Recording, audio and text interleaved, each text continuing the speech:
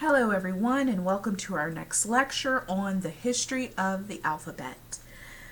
Before we begin, I want to give you a list of guiding terms. These are the terms that are going to be used throughout the lecture today, but you may also see these terms again on a future exam. So if you want to pause the video and make a note of them, you may do so. Okay, so let's begin. It's widely believed that the history of the alphabet started in ancient Egypt. By 2700 BCE, Egyptian writing had some 22 hieroglyphs to represent syllables that begin with a single consonant of their language, with the vowel or no vowel being supplied by the speaker. These glyphs were used as a pronunciation guide for logograms, to write grammatical inflections, and later to transcribe loan words and foreign names. And a logogram is just a sign or character representing a word or phrase. Okay, so a hieroglyph, essentially. Okay? However, although seemingly alphabetic in nature, these original Egyptian uniliterals, and a uniliteral means it consists of or involving one letter only, they were not a system and they were never used to encode Egyptian speech. Okay? That came later, sometime during the second millennium, so 1,000 years after the hieroglyphs, 1850 to 1700 BC. A group of Semitic-speaking people adapted a subset of those hieroglyphs to represent the sounds of their language. This Proto-Sinaitic script is often considered the first alphabetic writing system, where symbols stood for consonants. Vowels are still omitted, they're going to come later, but this is kind of the precursor to what we know today. Okay, written from right to left, spread by Phoenician maritime merchants, this kind of pre-alphabet occupied part of modern Lebanon, Syria, and Israel. It was also known as Abjad, and it consisted of 22 symbols, simple enough for ordinary traders to learn and draw, and that made it more accessible, and that made it more widespread. Okay, so now we have a system that everyone can use. This Proto-Sinaitic script eventually developed into the Proto-Canaanite alphabet, and that was refined into the Phoenician alphabet. And to your right, you see an example over here of Phoenician alphabet. Okay, and if you want to keep up with your definitions, if you have that list written down, Proto-Sinaitic script, that's Middle Kingdom, Middle Bronze. It is found in Serebit al-Karim in the Sinai Peninsula in Egypt, considered the earliest trace of alphabetic writing. Okay, so kind of the grandfather of our alphabet. Okay. So remember earlier when I said that the hieroglyphs and then the Proto-Sinaitic language focused only on consonants? That meant speakers who read that alphabetic inscription would automatically supply missing vowels. Okay?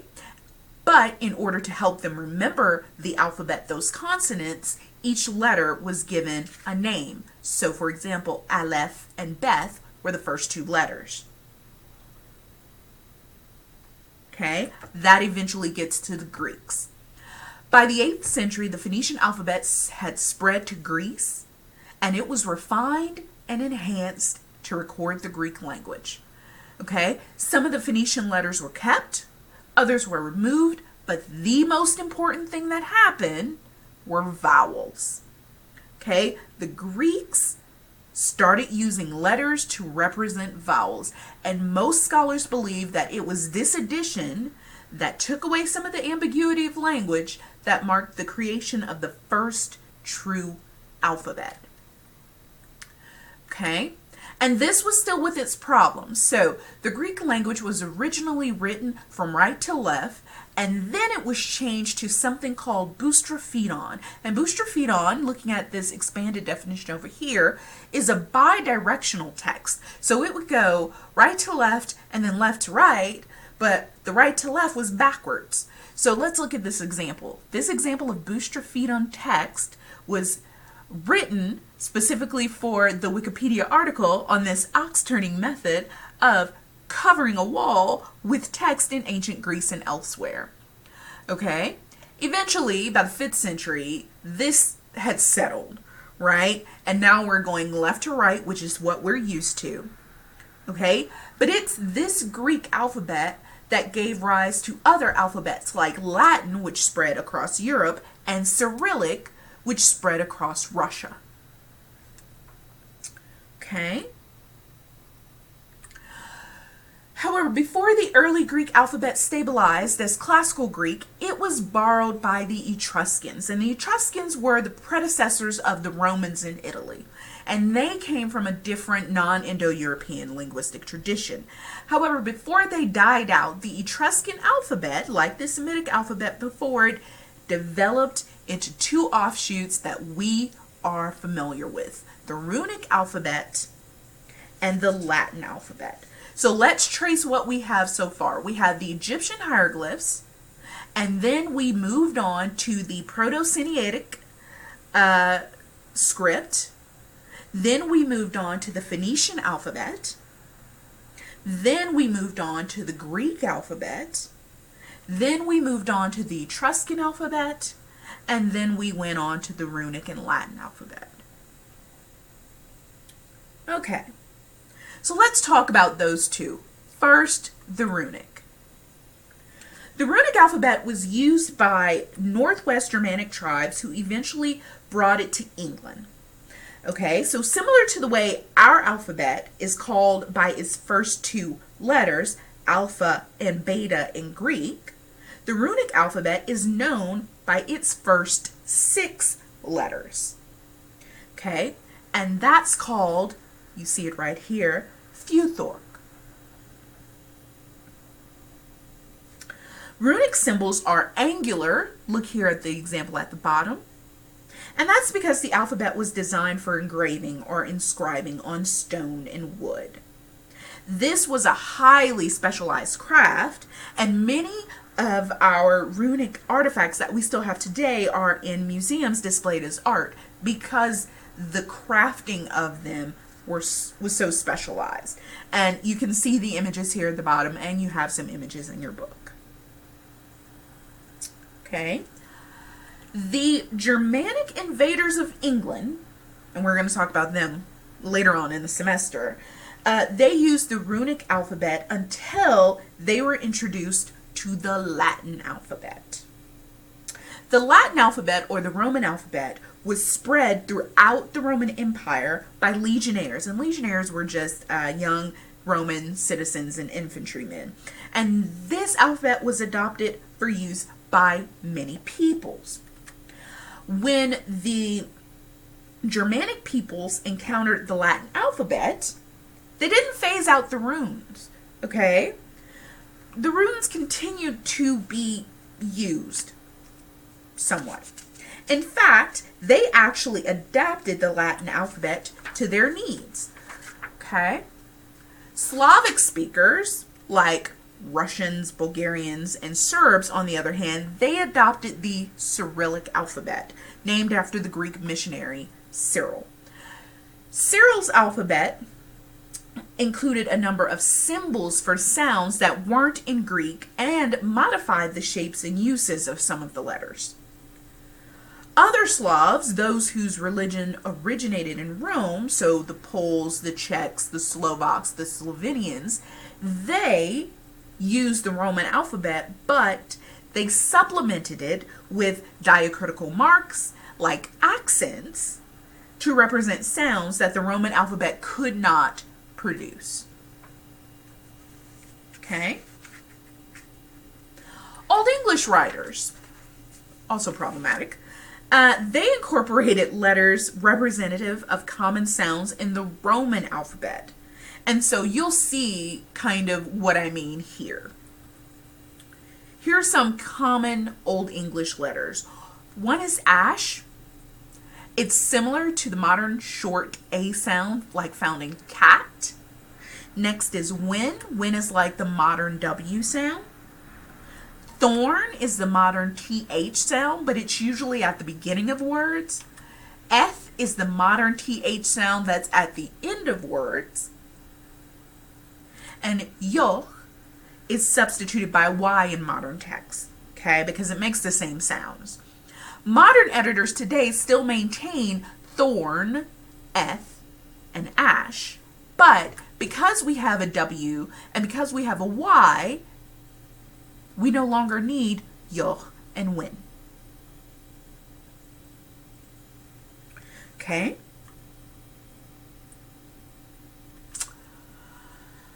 All right, so after Germanic tribes in England were introduced to the Roman alphabet, they were introduced to a type of handwriting called insular script by Irish missionaries. This type of writing attempted to standardize penmanship and make it more readable. But it's not the only type of handwriting in the Old English period or Middle Ages, and we'll encounter a few other styles this semester. What's also going to cause a problem with trying to make a standard of writing is printing. Here's what I mean by problem. U, V, and W, right? W is literally double U. However, when you use it in print, it's V twice. And so the hope was by separating U and V and by making W its own kind of standard part of the system, language would get a little bit more clearer. So the W is born and V is not U. Okay? The letter J was originally just a prolonged and curved version of I, and it was used whenever the double I was used. So whenever you had a word that had the double I, the second I would be a J. Eventually, J separated from I. Okay, and that little dot over the lowercase I and J, kind of insignificant. It was put above the lowercase forms to distinguish it from other letters. That's it. No specific reason. Okay. However, all of these changes, breaking up the U, the V, and the W, giving J its own identity, helped establish the 26 letters that we know today. And who keeps up with this? The IPA. The International Phonetic Alphabet Association. Okay? IPA provides an established, consistent set of symbols for representing the sounds of all the world's known languages. It was developed in 1886 to 1888 in Paris by the International Phonetic Association. I'm seeing like 3, 4 typos on this slide. Forgive me. Okay? It went through several revisions. Most of the members of the International Phonetic Association are teachers of European languages, and they finally had enough. They're like, look, we got to all get on the same page. Its representational graphs are based on the Roman alphabet. Okay? With a few supplemental characters and diacritics like the schwa. And the schwa is nothing more than a neutral, unstressed vowel sound. It sounds like the A in sofa. It was established for getting consistent symbols for representing sounds of all known languages. So the IPA was established so that you could read something and use a pronunciation guide to figure out what that word is. Okay? The fascinating thing about IPA is that it can represent sounds in languages for which the written form of the language does not directly represent sound, like Chinese. Whew, okay, sorry, that was quick, that was dirty, but we have a brief history of the alphabet. Note, this is in no way complete. There is always more to learn, but this is all you need for now. If you have any questions, please, please, please don't hesitate to ask. Have a great day, everyone.